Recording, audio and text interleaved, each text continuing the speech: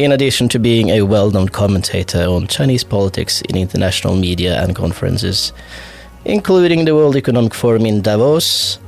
Lucky Vladimir in studio to share some of his insights with an even wider public. And we will now, over the next half an hour, go through some of the key developments happening in China domestically, as well as an overview of their foreign policy goals.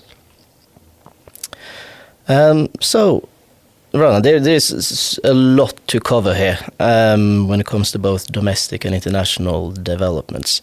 What I would like to start out with, though, is there has been, to take this slightly local, there has been a bit of a political row in Norway over this weekend, as we have seen a number of opposition parties in the parliament criticizing the prime minister for sending his congratulatory letter to his novel Chinese counterpart. The criticism being that the letter is not at all critical enough and does not mention a number of problematic issues, such as Hong Kong, Xinjiang, etc. And the criticism also goes on, harks back to Norway's normalization agreement with China in 2016, where it signed this paper, where Norway should do its best not to criticize China in the years going ahead. And it's very interesting for me when I look at, because you have written, co-written, I should say, a report in the UK, talking of resetting UK-China relations and how to best conceptually deal with that. And as you wrote, there is no obvious precedent from which the UK can draw in developing a UK-China engagement strategy. And I find that very prudent point to have in mind also with dealing with Norway-China relations, where Norway clearly, the Norwegian political class clearly has yet to fully figure out how to deal with this very particular actor that is not only an economic superpower, but is also authoritarian and very different from the Soviet Union or indeed Russia, where Norway has a lot of experience in dealing with them and have, found a modus operandi for dealing with them with large degree of political consensus. But when it comes to China, that experience is not all that relevant. So on that background, it would be very interesting to hear how you thought about which lessons you given when it comes to how the UK, as another non-EU member, should think about its relationship to China. Well, thanks, Bjørnar. It's really great to be here in Oslo and to have a chance to talk about some of these very important issues, particularly at a moment, as you pointed out, when there's a geopolitically very significant meeting happening, I suppose really just a few hundred miles from where we are here in Oslo, over in Moscow, with Xi Jinping and Putin meeting. And that, I think, gives contemporary significance to that wider context of the last decade or so. So you say that the UK and Norway have something in common, which is that we're both non-EU states, although, of course, with a relationship with the EU. But we also had the experience in the 2010s of being frozen out by China on a pretty semi-official basis, in the case of Norway because of the row over, I think it was the Nobel Peace Prize that was given to Liu Xiaobo, the well-known dissident who sadly died in 2017, but he was, of course, alive at the time of the award. And the UK had an issue when, or at least the Chinese had an issue with the UK Prime Minister at the time, David Cameron, meeting the Dalai Lama in London, and there was a big deep freeze in diplomatic relations for a while, until, interestingly, actually it turned briefly into what they called a golden era on the Chinese side, which was all about getting more Chinese investment. And I think that sudden change shows something quite important. And it is one of the things that I think the UK has to draw, and perhaps Norway, if there are parallels as well, which is that the relationship of any Western liberal democracy with China is in some ways going to be turbulent, but at the same time, there's always room for change. The situation of either Norway or the UK over the last 10 years, 15 years has not been constant. It's had ups and it's had downs, and it's also had various areas where there has been a shift in emphasis on both sides. I would say that in some ways the UK has changed its attitude towards China more than the other way around in the last 5 years, by which I mean perhaps in the early 2010s, in the UK, we thought of China at that stage mainly as an economic power, pure and simple, an opportunity for British finance, an opportunity for British higher education, for instance, to make inroads. Whereas nowadays, those elements are still there. But I would say that on security areas, for instance, the supply of Chinese telecommunications equipment to the UK system, which is now essentially prohibited by law, or a different issue, which is the question of whether or not Hong Kong holders of British overseas passports should be given free passage to the UK after the passing of the security law in Hong Kong in 2020, and they have been given that right, and there's been a significant migration of Hong Kongers to Britain as a result. These have complicated the picture in various ways, and I think the difficulty has come in trying to sort out where those issues are core to the UK's interest and where they are important but perhaps can take a position that isn't necessarily at the centre. I've sometimes said that the UK has in the last 5 to 7 years moved from a period of deep complacency about China to a period of occasional mass panic without necessarily having an intervening period of deepening knowledge. So I think the latter part, the deepening of knowledge, now becomes important. I would say in terms of a road plan, the report you kindly mentioned at the beginning, which is called Resetting the UK-China Relationship, and it's available free online from the British Foreign Policy Group, and I co-authored it with a brilliant geopolitical thinker back in London, Sophia Gaston, who very, very much has taken an interest in the rise of China. And I'd say that we boiled down, in a sense, our advice to the British government into a three-part plan. And the three-part plan essentially is to look at each issue and ask one of the following three questions. Is it an issue that is of direct opportunity or vulnerability to the UK? If not, is it an issue of direct opportunity or vulnerability to places that are not the UK but that we care about or that we have a relationship with, that we want to preserve, or we just think is a good thing? And third, and most difficult, is it an issue which, when you come down to it, is actually internal to China, but because of values or because of elements of the way that we think about ourselves in the world, we want to talk about? And human rights obviously fits into that category. Just to give very quick examples of what I mean by that.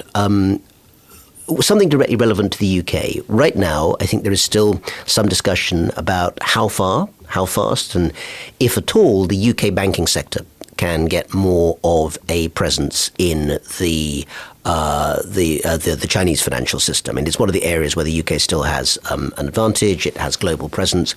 Can it do more? And a UK vulnerability would be clearly cyber hacking. China, Russia, Iran all have the capacity and perhaps sometimes the will to try and see if they can get into the UK's systems. So that's a very direct opportunity or threat. In the case of the second category, there might be a question such as the South China Sea. Despite our Brexit, the UK has not in fact moved to the Asia-Pacific. We're still off the northwest coast of Europe, along with Norway, of course. But we do have an interest in shipping routes in the South China Sea. We even have an aircraft carrier that goes there now and then. So the question of why we would be thinking, or how we would be thinking about that relationship with Japan or Singapore or other countries in the region would fit into that second category. And the final one, of course, is the question of the Hong Kong security law. It's of the Xinjiang labor camps. In other words, when you come down to the geopolitics of it, these are things that happen within China's sovereign borders, but they're also things that liberal states do not simply want to sit on their hands and be silent about. And there's that question of where and how the UK should be speaking out about those issues because it's part of the definition of what the country is. And those are things that don't simply come instinctively. They have to be thought about, strategized. Sometimes democratic and liberal countries will take different views. One quick example, Japan. I would say that Japan, as a free and established democratic country, nonetheless tends to talk a great deal about security issues when it comes to China. Also talks a lot about economic issues because it has huge investments in China. It talks less about individual human rights than perhaps Norway or the UK. Not ignoring them. There are statements in the Japanese Diet about these issues. But compared to security and economics, I would say that their calibration is different from what the UK, Norway, the EU, and other actors in Western Europe might do. So those are some of the guidelines, the guardrails that we tried to put forward in that report to give a more of a framework in which those decisions could be taken. Yeah, thanks a lot. And I must say it is really striking. You talk about the degree to which the view of China has changed in the UK the last 5 years. I was actually present in London when Xi Jinping made that famous ride down to Buckingham Palace in the golden carriage. And I mean, speaking as a Norwegian, I think that was more pomp that I've seen in the entire rest of my life put together. And things have changed. I mean, Scholz was talking about this Zeitenwende that we have seen with regards to Germany, but I think there is no exaggeration to see that is kind of what we are in the middle of when it comes to China as well. Talking about meetings with pomp, Xi Jinping, I just saw a video clip earlier getting off his plane in Moscow to a full parade of guards in fur hats. This is a meeting that will be followed closely by just about anyone with interest in the war in Ukraine, which I presume is just about everyone. As you have talked about earlier, Xi Jinping is coming to Moscow in a position of unparalleled in the last decade's political strength in China, but also with some serious economic issues he has to deal with back home. To which extent do you think his need for continued good West economic relations with the West will constrain what he is willing to give in his meetings with Vladimir Putin? I think there's still a very strong interest in Beijing. So that does mean Xi Jinping, but also the new leadership team around him, a top 6 in the Politburo Standing Committee of men, they're all men, who essentially owe their careers to Xi Jinping, so they're very close to him and it's a close-knit grouping. And then new figures who are essentially taking over the financial and economic side of the equation. They all, I think, have grave concerns that the Western world as a whole may turn against China, and therefore a key policy is to try and find ways to separate bits off. So you mentioned Europe, and that's quite right, because the question that is asked over and over again in Beijing, in policy circles, is how far is Europe an autonomous actor in terms of its relations with China, and can it be made more autonomous? I mean, let's be frank, the US-China relationship at the moment is in a pretty rocky state. It was pushed into a worse place by the balloon crisis of a few weeks ago, which turned out perhaps to be less of an immediate crisis in terms of the effect of the balloon itself, but it did have the effect of stopping the visit of Antony Blinken to Beijing, which might have been helpful in terms of calming things down. It's still not impossible, of course, but very far from impossible, that there will be a new senior meeting between the US and China. But it symbolizes the fact that trust on both sides has broken down very, very seriously. And there's also a strong sense, I think, both in Europe and China, that people have to be looking forward to the year 2024-25, when a new US president will be elected. Well, it could be the same US president, in which case things probably carry on as under Biden. But it could be a different president of the same party, or it could be a Republican. And some Republicans, not all, are looking for a more isolationist position for the United States in the world, and some are looking for a more confrontational position with regard to China. So China's making a lot of calculations around these areas, and one thing that they, I think, do feel is the case is that major European players, particularly Germany, to some extent France, are looking to try and create a dialogue that is not in opposition with that of the United States. That's not likely with the Western allies at all, but at least has a slightly different track to it. China, I think, would point, sometimes gently, sometimes not so gently, to the economic interests of many of those actors in China, and Volkswagen is one obvious example of that. But there are plenty of others that you could point to, chemicals, manufacturing, and so forth, where there are big European sunk costs within China, but also the understanding on China's part that they want to keep the European markets open. Now, the agreement that Angela Merkel tried to get through before she stepped down, the Comprehensive Agreement on Investment, is basically stuck in the European Parliament because various key figures, particularly in the Green Party in the European Parliament, have been sanctioned by China. And, it seems fairly impossible that it could go through while there's still official sanctions on that side. So, there may be there will be some significant diplomacy to do in those areas.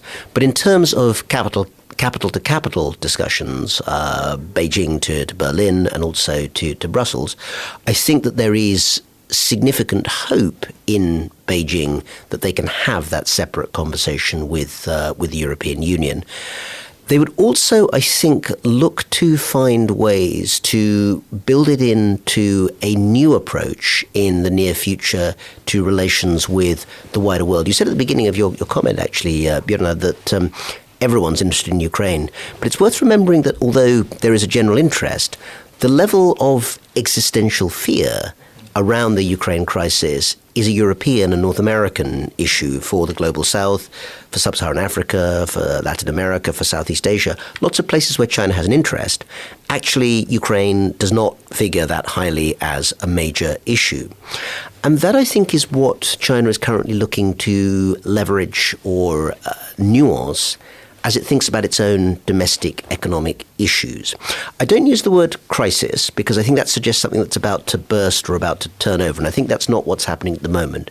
But there's no doubt that the COVID pandemic really damaged China's domestic economy.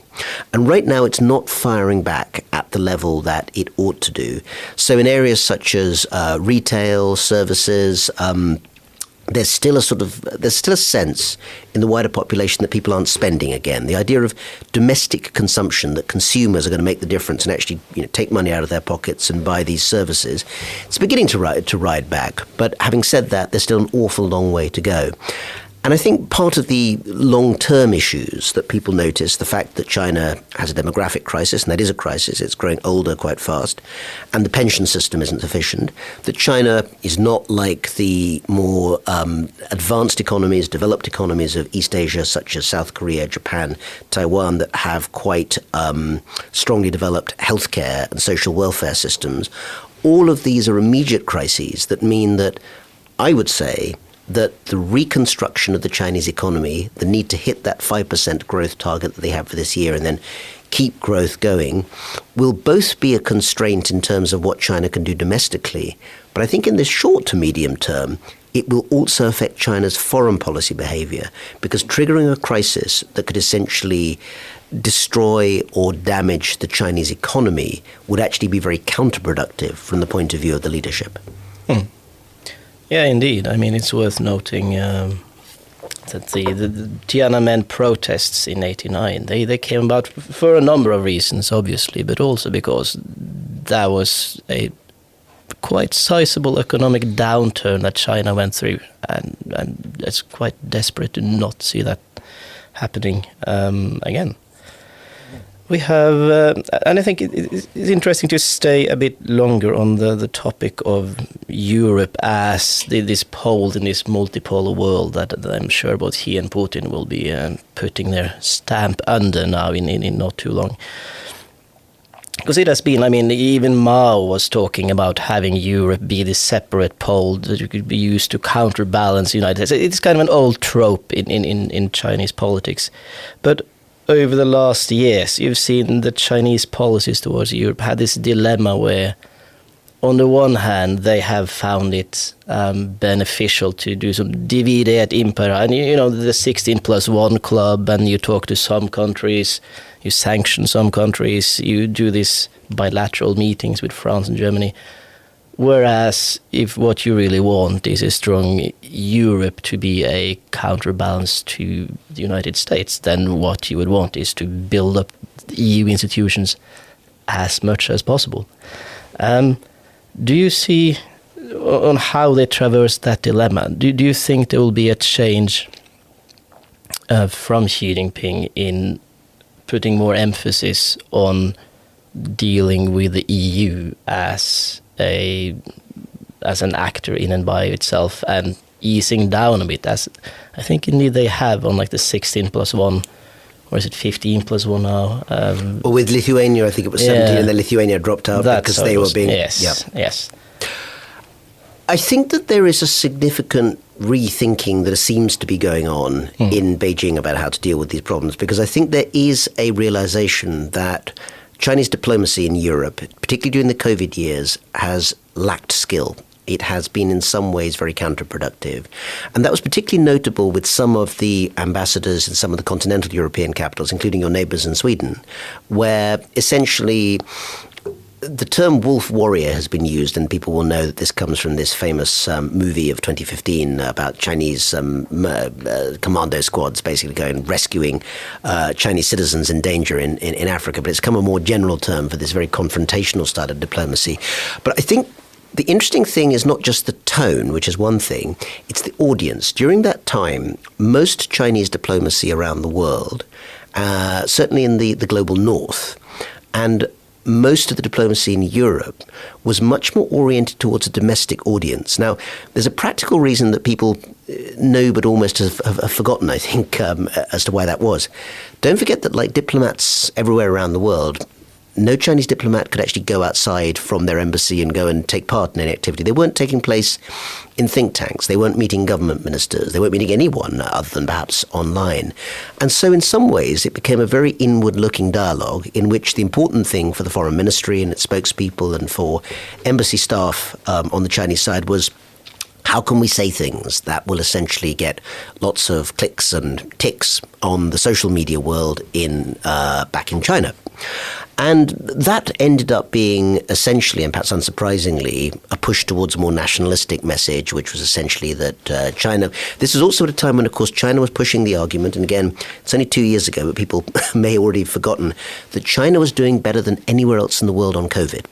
Now, you're smiling, of course, listeners can't see, but you smiled at that, Björn. But of course, the point is that that story has changed only very, very quickly. It's less than 5 months, I think, since China's government was saying straight out that COVID regulations would be there for a very long time. And then they actually changed within the space of about 3 or 4 weeks. And, they've all been removed, never to be seen again. So again, that comes back to that wider point of how quickly and adaptably things can change on the Chinese side. And I think one of the realizations has been, now that the COVID regulations are gone and that it's possible for China to essentially have foreigners back in China as well, is that nurturing and cultivating Europe is going to be more important again. I think there is a realization that some, or actually a lot, of that very confrontational use of language in France, in Germany, in Sweden, has essentially been counterproductive. They look, lots of organizations do opinion poll surveys on favorability of different countries, and China's ratings during that time went down very, very heavily. So the sense that it may be more important to try and create some sort of dialogue with Europe, I think has gone up the agenda. The difficulty comes in the fact that Europe's role has, of course, changed during that time as well. There used to be a time, maybe not that long ago, when NATO did defence and the EU did economics and culture, and the two didn't really mix with each other. Well, NATO's still very much there, and of course has been revived by the Russian invasion of Ukraine in a way that would have seemed unimaginable just 2 or 3 years ago. But also, the EU has begun to talk about defence, about security, about creating new sorts of engagement. And also, it has talked about security in terms that actually do impinge very much on the economic. In other words, the question of intellectual property, the question of how it is that markets can be judged as genuinely open in a way that Europe, the European Commission feels that China's markets still, in many areas, genuinely are not. So all of these areas do provide opportunities for dialogue, but they also flag up that actually the space between China and Europe has probably grown further apart rather than getting closer together during that period. And so far, China hasn't shown a terribly skillful capacity to give a convincing long-term story that it can have that sort of separate dialogue with major European powers. The reason being that it's just evident over and over again. The Lithuania case is a good one, where essentially Lithuania has been frozen out, is no longer part of it. The 17 plus 1 went down to 16 plus 1 because of its willingness to get closer to Taiwan. And the signal that sent, and which Beijing doesn't seem to have either realized or taken account of, is that actually doing deals outside these large groupings may be dangerous because the agreements that are put down on paper don't necessarily match the way that China will actually treat those relationships. Australia is perhaps the best example of that, which has ended up being sort of soft sanctions on a whole variety of trade areas for years and years because of a variety of things, but one of them was to do with then Prime Minister Scott Morrison demanding that there should be an international inquiry into the origins of COVID. That may or may not be a good idea, but essentially China decided to sanction Australian exports off the basis of that. And the fact that China and Australia had very early on signed a trade deal called CHAFTA didn't seem to essentially be a sufficient protection against the decision by one side to take a sudden and quite arbitrary political decision. So I think European actors are looking at the Lithuania case. They're looking at other examples of countries being frozen out. We mentioned Norway, of course, is not in the EU, but it's in the EEA. These sorts of examples to say that actually any discussions with China have to be done with great care for the collective and not just the individual state. Yeah, I think the Lithuanian case is really interesting in that China tried to really up the ante by threatening with secondary sanctions. And of course, Lithuania being very dependent on the German motor industry.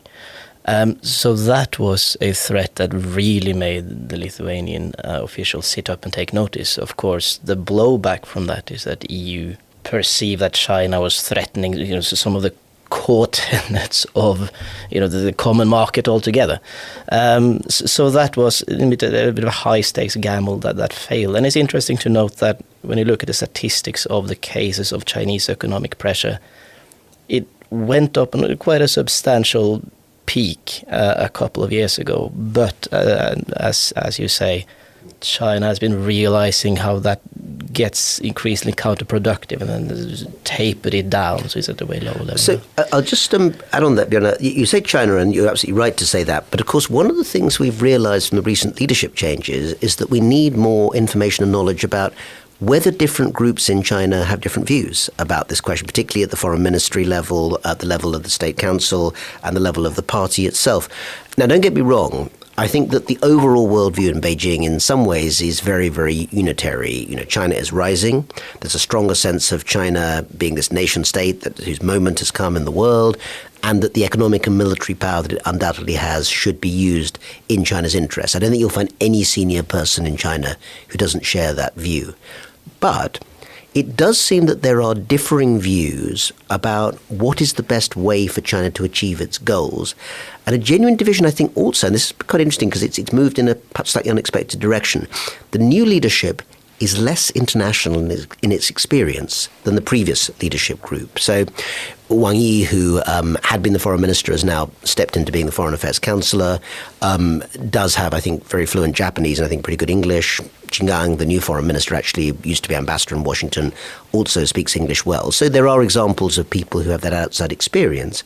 But an awful lot more people, particularly in the economics world, come much more from training within China. A view of the world, or a view of China that is more autarkic in the world. So if you're talking about potential debates, and it's very difficult because it's so opaque, it's so lacking transparency, but between figures who think that China cannot afford to be out of the world. It needs to still be part of the world that enables intellectual talent to be brought in, to be part of global supply chains, versus a group who actually think that the drive towards autarky and autonomy and self-reliance has to be the key demand. I think that's a real tension, and we don't yet know how it's going to work out. But there's not just one Chinese view. I think that these things provide genuine differences of view within the leadership. Indeed. And I noticed, again, to get back to your report, how you were underlining how important it is to increase the knowledge of China in Western countries, precisely to avoid that view of China as this big monolithic entity, when indeed it may be a black box, but there is a number of debates going on within that box, even though it's often very difficult to get an eye on. When it comes to this kind of broad intellectual currents shaping China's worldview, as we were talking about, because you've been writing a number of books, including one on China's war with Japan, called The Forgotten Ally, at least in the US market, because they like to talk about alliances there. And you have also written then a second book, and I can heartily recommend both of them, which goes on to saying, well, here is the Chinese war experience. How do they think about it, and how does that war memory shape current policies? And of course, we are, to get back to our good neighbor to the east, Russia again, we have seen a lot of how Putin is using the memory of the Second World War as a political tool. So how, if you could just summarize, how does the Chinese leadership, and I guess Xi Jinping in particular, view the Second World War, and which kind of policy implications does the memory, the shape of it, have? Well, Björn, thank you so much for bringing up those books, and I'm very glad that you enjoyed them. I hope others find them profitable as well. I would say that if I had to boil down to one idea that makes the history and experience of the Second World War so important for China today, it is metaphor. In other words, the idea that things that are happening in the world today can either be considered in some ways similar or comparable to the Second World War, or related to that, draw very directly from it. So when the COVID pandemic broke out in spring 2020, one of the first major metaphors, analogies, propaganda phrases that was brought out by the Chinese Communist Party, by the state, was the idea that this was a people's war against the virus. And any educated Chinese who's gone through the standard high school education curriculum in China would recognize that phrase, people's war, 人民战争, as being the phrase that was, of course, first used by Mao and others against the Japanese. In other words, World War II and that period. The connections don't have to always be those confrontational ones. So something that, for instance, senior figures, Wang Yi, at the Munich Security Conference at various occasions, also Xi Jinping himself, have repeatedly mentioned is that China, as a legacy of the Second World War, became not just a signatory, but the first signatory to the United Nations Charter in spring 1945 at San Francisco. Now, to some extent, this is a product of alphabetic order, so China was, of course, able to sign first. But actually, the symbolism of it is important, and I think it's key, because if you go back half a century to the era of Mao Zedong, actually the United Nations was not praised at all by the Chinese, not least since they were excluded from it when Taiwan held the seat between 1949 and 1971. And even when they did get back into the UN, they were quite low-key for a long time. Not today. Today, China makes a very strong and specific argument, it's quite pointed, that just as the United States fought and sacrificed lives and economic cost in World War II, and as a result still has a role in the Pacific to this very day, 3/4 of a century later. Well, China should get the same allowance as well. Millions of Chinese died in World War II. Hundreds of millions became refugees. If China had not kept fighting, the Japanese might have won in Asia. And therefore, China's rights in terms of shaping the world that came after 1945 should also be recognized. So the message which is very, very well understood in the Western world of 1945, the end of World War II, as a point of origin for what we still call the post-war 1945 rules-based order, that is something that China now lays explicit claim to in a way that it actually almost rejected half a century ago. But the difference is that its vision of world order is not one that necessarily stresses individual liberties and so forth, but rather a collective economic good, a collective economic sense of development. And in a sense, that makes it an alternative story about why we fought World War II. For the Western world, even now it tends to be, freedom, democracy, relief from fascism. For Russia, well, that story has become more complex, not least because of its invasion of Ukraine, which it tries to portray as a new fight against Nazism, which nobody except Russia or Russia's leaders would actually accept. But in China, it's a different story again. It's World War II as the point of origin of China as a global power, and China as a global power that believes in collective economic human development as a key goal. And that is something relatively new, but it's based very much on World War II as its point of origin. That's extremely interesting. Of course, when you say China and in the context of Second World War, things get muddied in a way that leads naturally onto the next topic on the list here, which is Taiwan. Because I guess you read more about this than what I have, but it seems the current history being taught in China about the Second World War is how the Chinese Communist Party and the People's Liberation Army was in the vanguard of fighting back the Japanese, whilst the nationalists, they helped a bit and then they messed up and got corrupt and then they were sent off to Taiwan. Just a neat summary, yes. Where, of course, whilst in Taiwan, they had for quite a few decades a not massively democratic regime going on, to put it mildly, until they eventually democratized, and is now currently for Beijing this kind of lingering unfinished business from the Second World War and the Civil War that followed. Whereas for the Taiwanese, a little bit like Ukraine could a prosperous democratic Ukraine could be a challenge to Putin's ideology and his view of what a state should be like. Taiwan is a living, breathing example of democracy being perfectly compatible with traditional Chinese culture and Asian values, and all these things. And